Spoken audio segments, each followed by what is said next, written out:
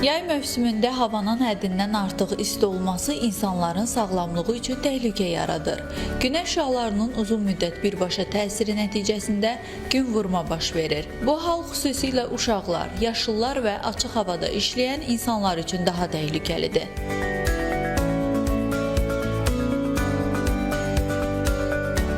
Gün vurma insanlarda çox böyük fəsadlara səbəb ola bilər. Ona görə də əhaliyə bizim xahişimiz, göstərişimiz nədir?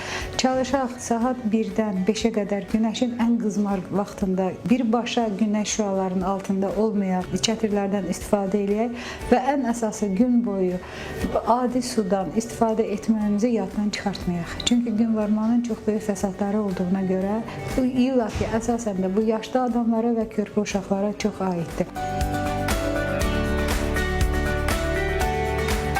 Günvurma ciddi sağlamlıq problemi yarada bilər, lakin sadə ehtiyat tədbirləri ilə onun qarşısını almaq mümkündür. Hər bir insan isti havalarda öz sağlamlığına diqqət yetirməli və günəşin zərərli təsirindən qorumalıdır.